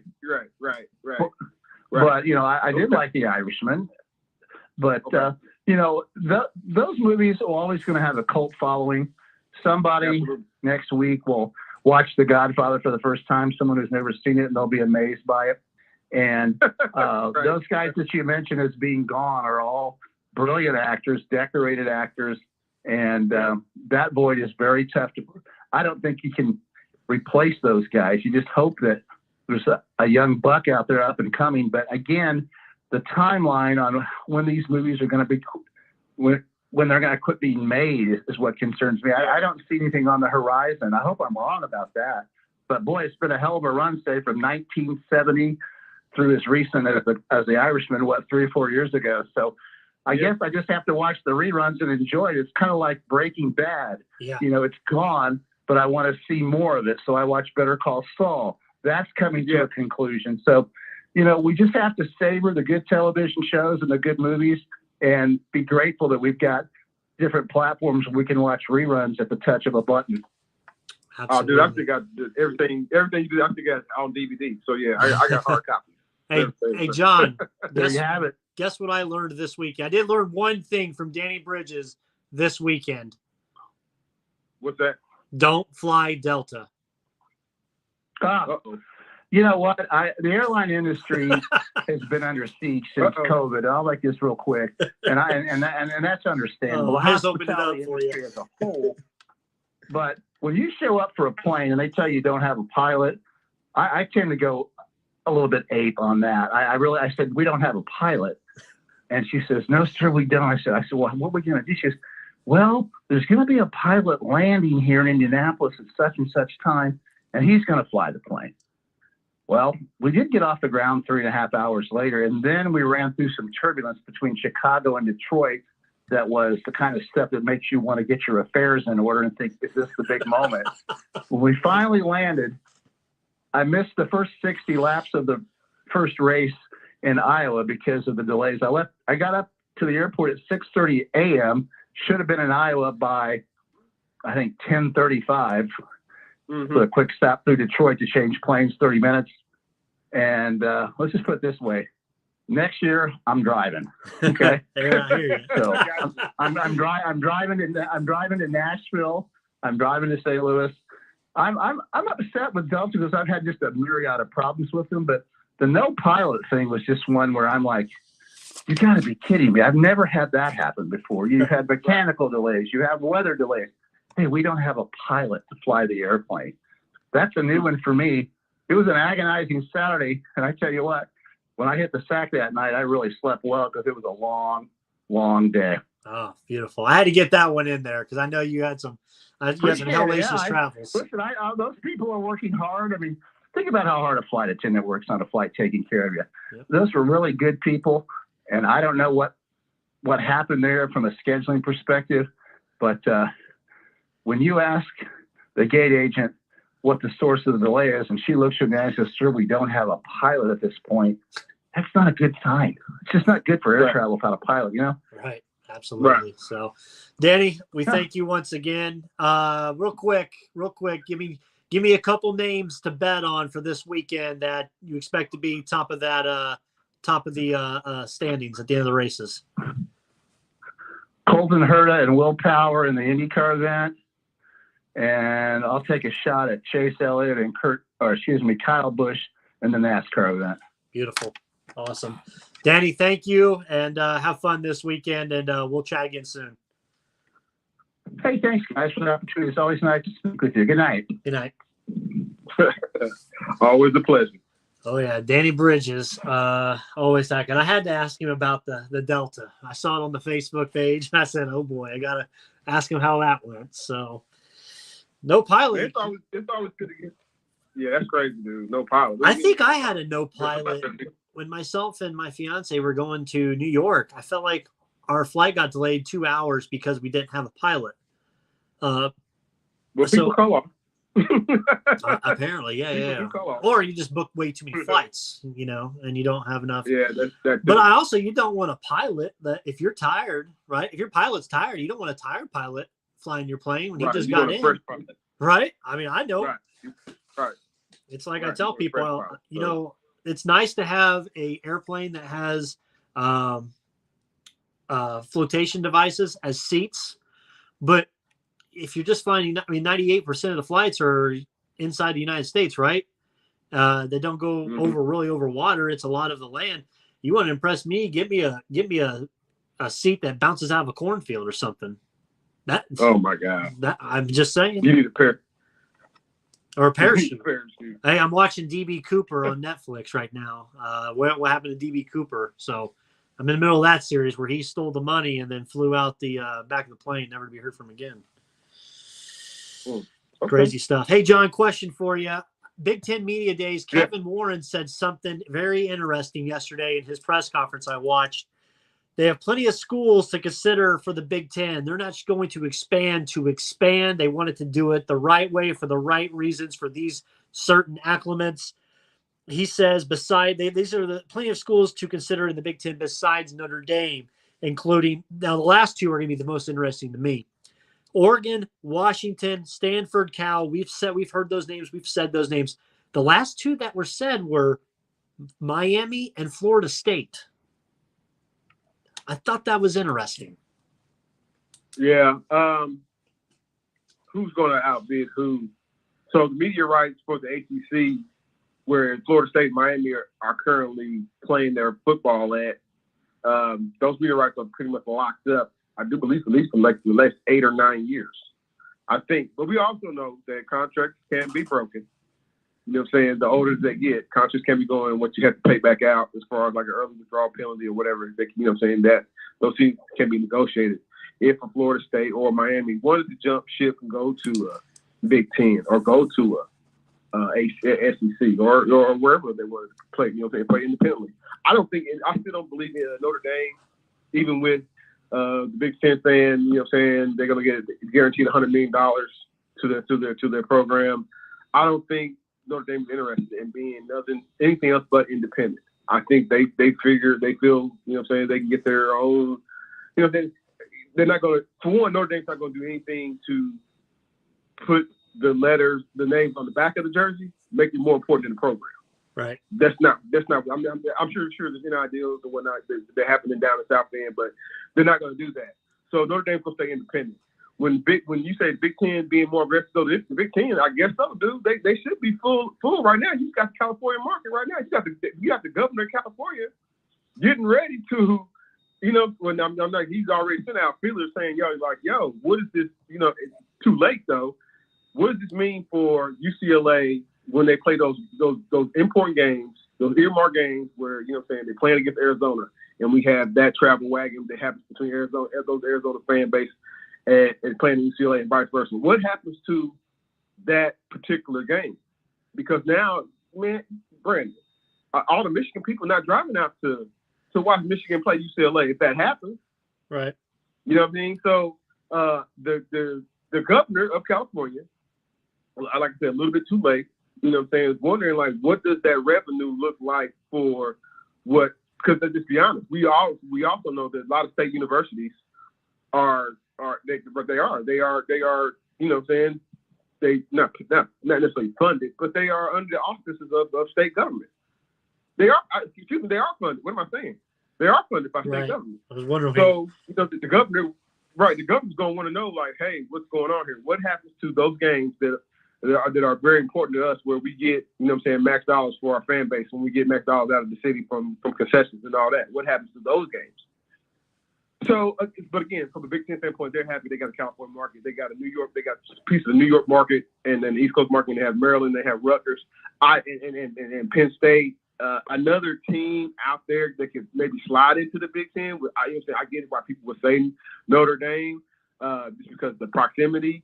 But when I'm looking at, don't they really do need a down south team, don't they? And right now, the SEC is dominant down south, so they're not going to pull. Missouri's not coming to the Big Ten. You know what I mean? We know Georgia and Alabama. Georgia, Alabama, Auburn, LSU, they're not going anywhere.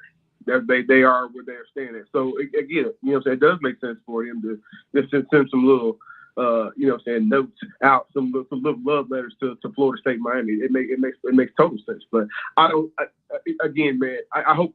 D-Cock comes in, because he's got a lot of good opinions on this one as well. I think somehow, some way, North Oregon doesn't necessarily join the Big Ten. I think there's a power struggle there, Brandon, and Oregon wants to keep itself away from, having to play out, 1,500 miles away from Oregon. Right. Yeah. So I think some of these leagues, like I said, like on the 2 shows ago, some of these leagues will get blended together, and then there still would be some more aggressiveness, because, like, again, there's teams, this league, the SEC, the Big Ten, and including even probably the Pac and the Big 12, that are looking at the ACC and like, yo, if we just had you, we could be. This is where we would be at. You know what I mean? So we shall see what happens. After 2024, it's going to be chaos. Yep, absolutely. Speaking of chaos, I want to flip over to the WWE, John. Last Friday night, Vince McMahon resigned after retired after I never thought I would ever see Vince McMahon retire. Like I said, I thought he would die in the position and go from there. But he has moved on, retired amidst the investigation going on and everything.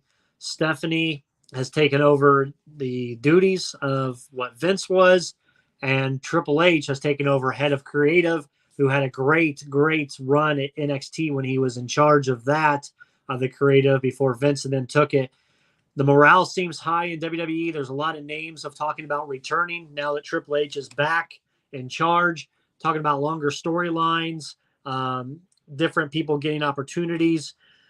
Your thoughts, John, first on the Vince McMahon retirement thing, and then on Trips taking over as the head of creative moving forward. By the way, Tony Khan, that was a scumbag move that he did on his tweet. Of course he is, man. Of course. He's always going to try to undercut somebody else to make himself look good. Yep. You know what I mean? Vince, again, man, we all know that it ain't allegations. Because, like, they're actually, right. some form of sexual harassment happened or whatever, and Vince paid the money out. I think what's going to happen right now is that he's going to get audited by some federal entity to make sure that he didn't do anything illegal on that part. So in order to keep WWE clean and out of harm's way, or in a thriving entity, he steps down, he retires, he steps away from the company. Now all eyes are on him, not necessarily him and WWE. You know what I mean? So it's sad, but you can't be too sad. Vince put himself. This man's a grown man. He put himself in his position. Yep. And it is what it is. He better hope he don't get divorced. But that's a whole nother ball of wax. But it's like, no, man. Then on the second part, Triple H. I never liked when Triple H looked himself over as an active performer. But anytime, when he, when it was publicly known that he had the book and he was making decisions as far as like matchmaking and who went over and who won, it always seemed like he did the right thing for the, what the locker room wanted, what the crowd wanted, and like what made sense. And you were upset that he was out. You thought he was done. It was it. Yeah, I thought after the heart attack, it was a real scare for him. And him stepping away from this, him stepping away from NXT, and then totally changing NXT all the way. That Triple H, we never see Triple H around anymore. Again, he's not in front of the camera so much anymore. Just making decisions, saying, "Okay, this guy's over. This is the finish of this match." Again, he's more than adept at doing that. He's actually got he's old enough to know to make the right decisions, but not old enough to be making some type of stuff. Like the creative team right now is from the 80s, and they're still trying to get over 80 gimmicks. Sometimes it feels like so. But it's good to see. Again, nobody wants any of the. Again, man, I didn't never want WCW to go out of business. I definitely don't want WWE to go out of business, even though I know it could be better. You know what I mean? Even though I grew up on the more nostalgic version of the product, I don't want WWE to go out of business because, again, like what we complain about if WWE wasn't here to make all the mistakes they make. But like, no, man, Triple H getting the book bag, being head of creative, those are all A pluses. And that's what any fan should want to see. SummerSlams this weekend. We've got head of the table Roman Reigns versus the Beast Brock Lesnar for the title. We've got one match that actually got pulled last night, reportedly, is Seth Rollins versus the Bro, Matt Riddle. Riddle and Rollins was pulled, and Rollins kind of went on Twitter about it. It was pulled because of Riddle has creative differences for how the match is supposed to be played out. So he was going to no-show. Oh boy. I've heard. I mean, who's more over? I guess that's kind of Rollins. How they see things now. Rollins is over. And his tweet was pretty sour. Let me find that tweet for you. I'll read it. Let me keep talking. I'm going to find it. Matt Riddle got some heat. No, Matt Riddle got some heat. And if you remember, he had a lot of heat when him and the arcade, when him and Randy Orton were together. I don't know, man.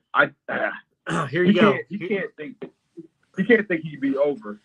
Yeah, here's his tweet. Today at 2:11 p.m. today, Seth Rollins tweeted, "For anyone who purchased a ticket to SummerSlam, hoping to see me in action, I apologize. I did everything I could over the last 6 months to earn my spot on this show, but some things are out of my control. Thank you for always singing my song. They'll hear you someday." So you don't think that's the work? You think that's real? I think it's real. I think Riddle had an issue with it, but I think Rollins also had an issue with working with Riddle.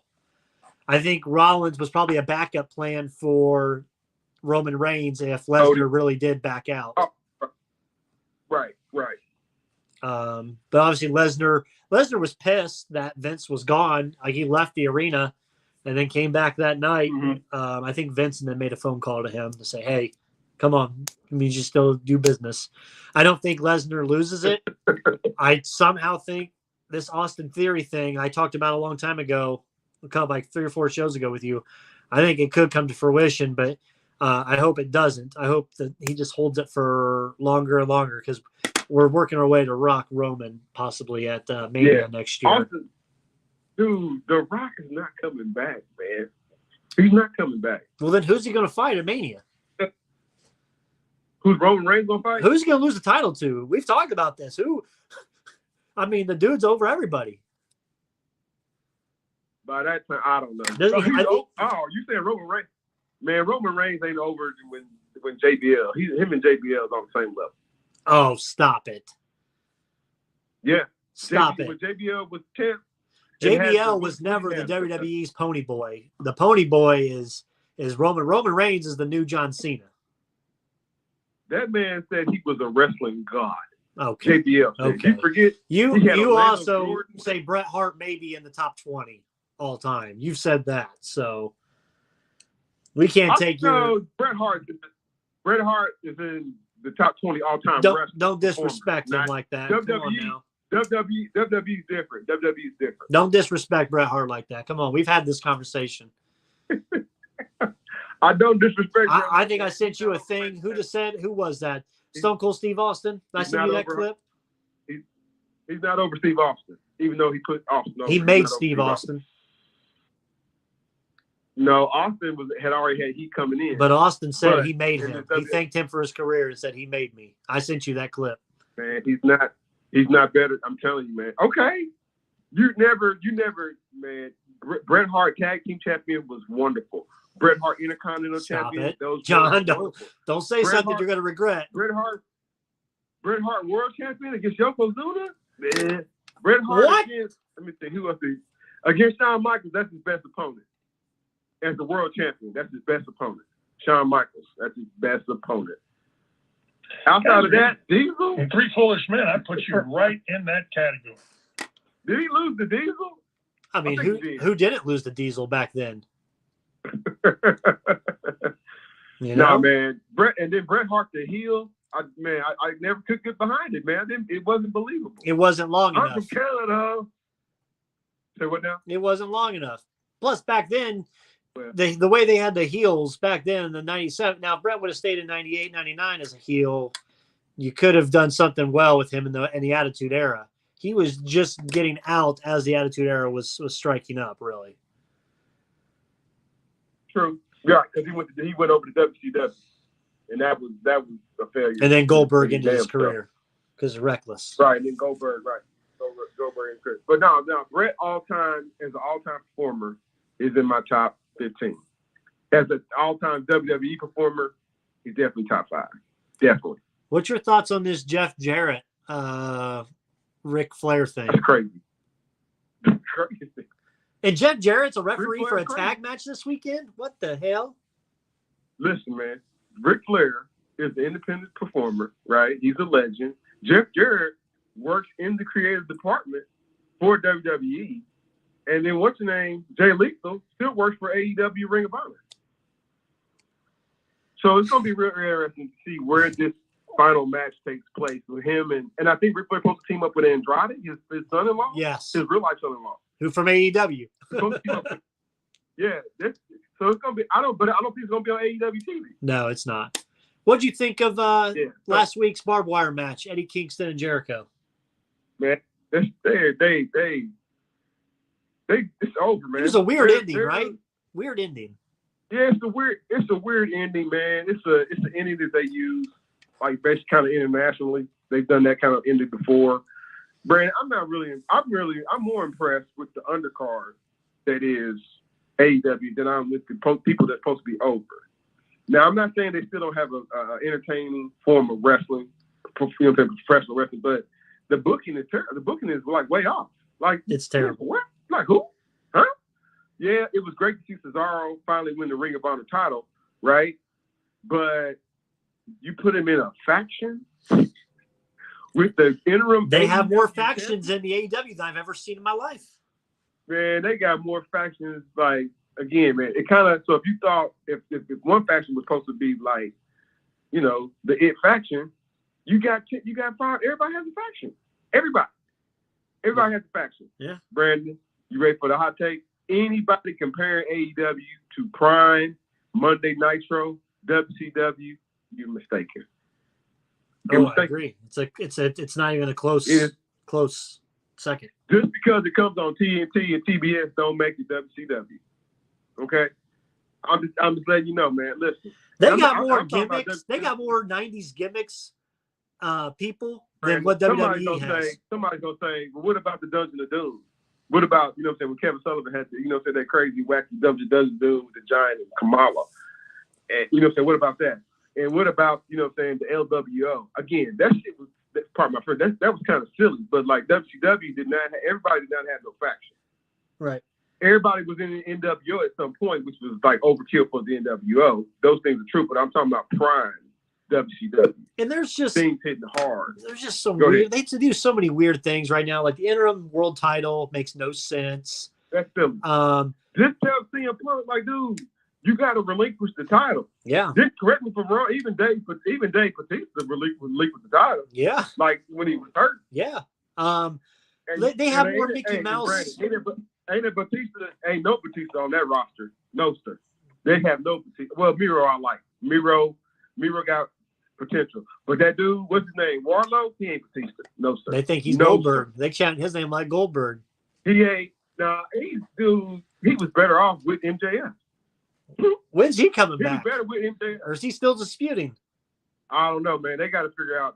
I don't think they really had heat. I think he just wanted some time on him. Maybe this is it. Right. I just thought AEW, the too many factions, a lot of weird, stupid Mickey Mouse gimmicks that they're throwing in. Like they used to make fun, and they were the ones making fun of WWE for that, for the gimmicks and craziness. Correct. I'm sorry, I don't understand it. I don't like it, but the You're probably Danhausen gonna get in thing, trouble. Danhausen, I'll offend somebody for sure, but Danhausen, I'm like, really? Like this is what we're dealing with? This is like a freaking Yeah, they don't know how to put an end to it. They don't know exactly. how to put it like an end to it. I've They don't seen a know how lot to more put it beef like, at okay. Tony Khan over the past 4 months, 3-4 months than I've seen good. The thing of to me, I don't know what the hell was going on with the Luchasaurus and Jungle Boy finally got the titles, and then it didn't. I don't know. It's Then crazy. they hated each other, It and then now they're back together. It's just Yeah. So you had Christian Cage cut a man for real like that's a scathing promo. What he said about Luke Perry. about what's his name's mother and his father. Like, dude, like you couldn't. I know we playing, but like you couldn't say that to me, playing or not. Right. So anyway, again, like I said, the trajectory of the storyline is off. I like Swerve and the big dude from WWE. I like them dudes as tag. That's cool. That's good. But the real tag team champions is FDR. They the best. Yeah. Oh, you FDR ready is for a the hot best. take? Go ahead. I don't even have Rey Mysterio in my top 40. Damn, Brandon. Sorry. Nah, Brandon. Sorry. This dude got lawn darts. Stop it. You forgot about Okay. that. No, I didn't forget about it. Kevin Remember when he Nash got did it. picked up? Okay. So you put you in the top whatever. Dude, you for gotta that? be. Come on, man. He also Time to retire. 20 years. Time I'm to go. glad you said that, bud, dude. Well, yeah, it's time for retire. This is also the same dude I first seen. He climbed. I remember when the Undertaker used to climb the ropes and jump inside. Rey Mysterio climbed the ropes and jumped outside over the guardrail. That's the first time I've ever seen that happen. It was him. He's not top 40. In a Sorry. non-W, dude, you are being disrespectful. You talk about me Yeah. and Bret Hart. I'm saying you show Bret Hart the respect. I might show Rey Mysterio. Well, I put it on Brandon, Twitter. I didn't have anybody did argue him- with me, did so it him- must be true. Hold on. Did him and Kurt Angle not tear it down? I mean, he lucked his way into a Royal Rumble win.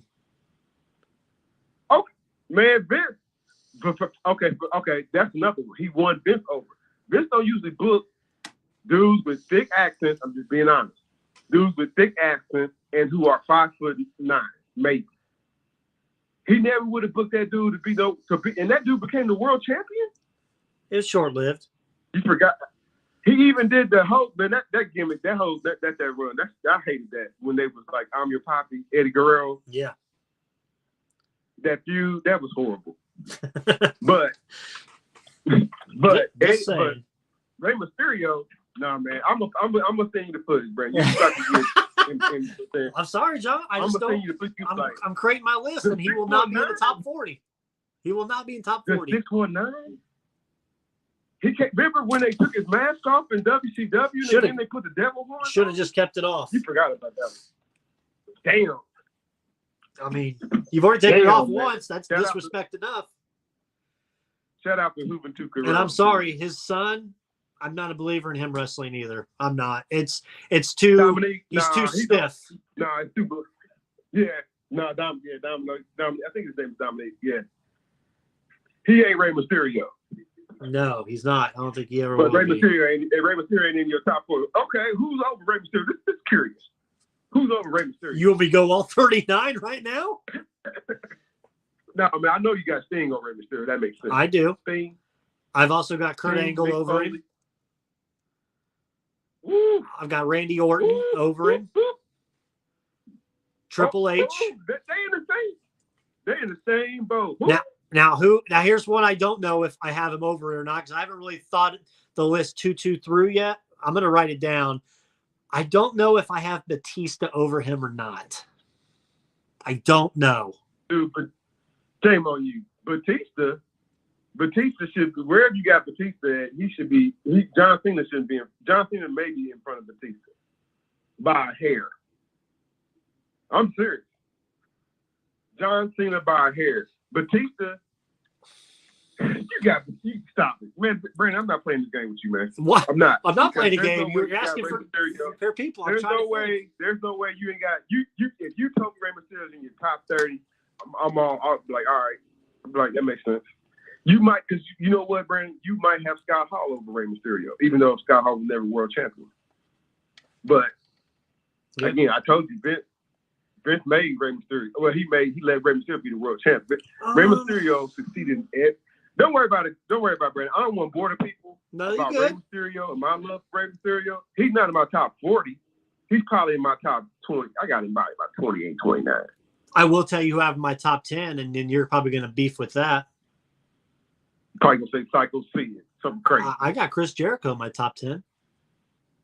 There's no okay. At the end, towards the end of the top 10. Yeah, because it's hard. It's hard when you really like, you know what I'm saying? You can't, like, Chris Jericho, he won a lot of titles. He did a lot of crazy things, said a lot of crazy things. But, like, can you really put Chris Jericho over Randy Savage? I got Rob Van Dam and Chris Benoit over Mysterio. You can't say no. Rob Van Dam. I like Rob Van Dam. You want me to disrespect Rob Van Dam on this show tonight? I will. But he came up. Oh, I'm glad you said that. I just looked up just a random Sports Illustrated top wrestlers, top 50. Guess who came in at number 39 on their list? Rey Mysterio. I'm just saying. Damn, I can call it. I can call it. No, man, that's terrible. Rob Van Dam's pretty damn good. This is who they got ranked with them. At 38. Go ahead. So they got Mysterio at 39. At 38 is Rick Rude. And at 40 is Goldberg. Listen here, man. Ravishing Rick. 40 was who? Go. 41 is Ted DiBiase. Ravishing Rick Rude. Man, Ted DiBiase is pretty damn good. Ravishing Rick Rude should be a little bit higher. Goldberg was good for a short time, and I don't know about the WWE shit. The shit that he did in WWE was, you know what I mean, compared to the fireworks. He used to come out to the fireworks and breathe in the air of the fireworks, right? And then go kick somebody's ass, right? But like not long. Nah, I couldn't put Jericho's in the top 10. Mysterio's not in the top 10. Mysterio for me is probably like 30 something. Okay, so we're not that far off. It's just when you say it, Brandon, it's like disrespectful, man. It's disrespectful. I got Diesel over him too. Top 40. Here's the thing: if we do our lists, we have to figure out the exact parameters for it because there's so much you can do. I know you got Iron. If you said Iron Anderson, I'll be like, all right. No. You got to do. Are you going to do off of personality? Are you going to go off charisma? Are you going to do off all of it? All of it combined? Some dudes, be right, because some dudes are better performers than others. Correct. Other dudes like can't act. Right, and then other dudes, Brandon, in this particular pot, says, okay, other dudes can do both. When other dudes can act and talk, and perform, that's why Ric Flair's number one. Because he can do. Ric Flair's number one. Whew. Ric Flair, and The Rock if they was in their prime. I was talking Okay. with G-Con about this. Hold on, I got your top four. Ric Flair and Top four, they can Go be they can be whatever. Moving around you want. I think you can each one of these four, if we're going by this, each one of the four can have a stake at being number one. And that's Ric Flair, that's Undertaker, that's The Rock, and that's Shawn Michaels. The Rock and Shawn Michaels. Why is Shawn Michaels in the top four? Because I don't not only could he understand. talk, not only can he has the charisma in the ring and out of the ring, He could talk. and he's got the He accolades could for talk. it. The guy's got the accolades for it too. First Grand Slam champion ever. I couldn't put Shawn Michaels over Bret Hart though. That's what I'm trying to say. And And I here's got the thing: other- I'm the huge Bret Hart mark, but I've got Shawn. You can't It'd put be Shawn like Michaels 5A, 5. It'd be like 5A, You cannot. 5B. They both, and then to be fair, they both kind of came up the same way. Both of them was in tag teams. Both of them when they first started have mouthpiece for them. Shawn had Scary Sherry. Bret had Jimmy Hart be his mouthpiece for him, and then you know what I'm saying, broke up and on my way to go. I can't put. I'm not putting Shawn Michaels over. But Shawn Michaels did okay. Shawn Michaels did the one. He came down from the ceiling when nobody ever did that before, and all the lights hit his glittery little pants and shit. In that WrestleMania moment, he got one of the deepest. He got one of the Bret Hart deepest- got robbed in that WrestleMania. I don't care. When Shawn the Michaels bell got rings, the match is WrestleMania. over. Champion retains. Brett, this is Gorilla what I'm here to tell you. The That's the monsoon best screwed him. entrance. That's the best entrance ever in WWE history. Ugh. That's the best entrance ever. That's why people still put Shawn. But in the ring, he's not better than Bret Hart. No, sir. No, sir. No, but No, sir. And well, matter Bret of was. fact, We'll go. Arn Bret's very Anderson- much more technical. Brett wasn't showy. Brett was more technical.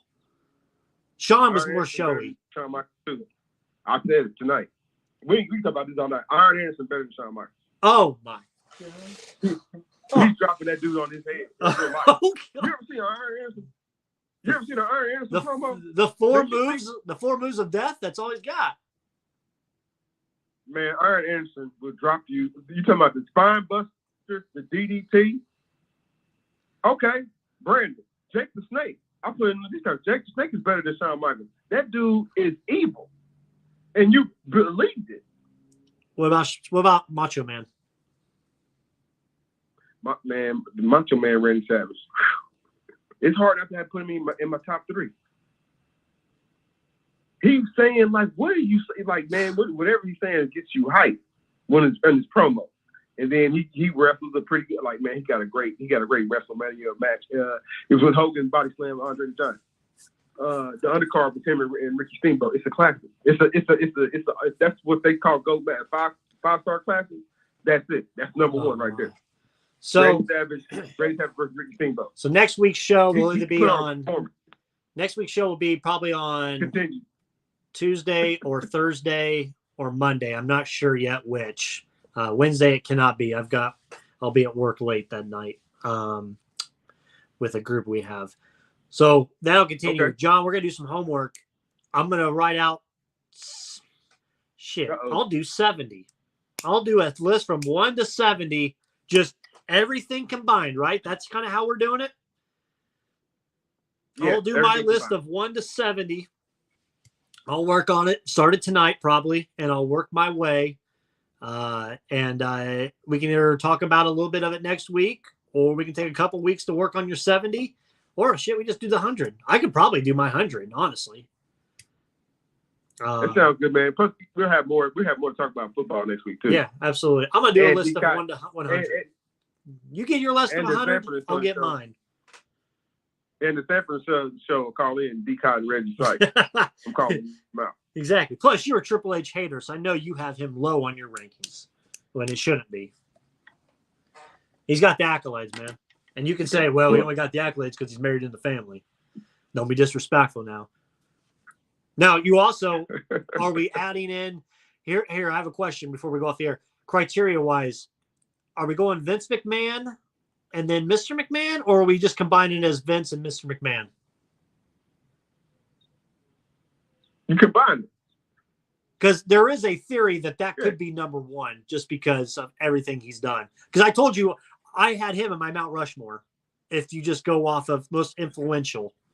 Listen, I get why he's not one of the boys though. He's not. No, he's not. gotta But have that influential. form, If you look at Mount he's a- Rushmore of but he's influential part of the wrestlers, show.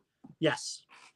He's I mean, part- he's well, not going to be actually- top he's part of whatever, the show. but still, I think he's as a character's top 100, 100%. He will be in my list. Oh yeah, without a doubt. Okay. All right, John, I'll let you finish us off. We didn't give very much ad reads, but we do want to thank our Man. sponsor,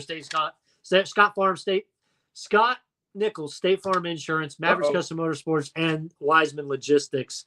We want to thank those three as our reoccurring sponsors. We couldn't do this show without them. John, I'll let you wrap us. Man, what a great show we had. We had, callers calling in. We had Danny Bridges from the Indianapolis Recorder calling in, giving us a great download or upload, however you look at it, on the racing scene here in Indianapolis and abroad. Dude, I always Brandon, I always love having Danny from the Indianapolis Recorder coming on to our show, man. You chop it up with. It's really a learning experience for me. I know you gotta geek out about it too, man. But like I said, it's good to have him on. Again, I want to say thanks to all our callers. I want to say thanks to all the people who chimed in on Facebook Live today. D-Cop, we'll get you back in next week, bro. Man, Brandon, we did it again, man. We had a wonderful show. Let's just do it again all over again. Thanks everybody for listening. Thanks for listening to the Crossroads Sports Radio Show. You can find more episodes on iTunes and the Google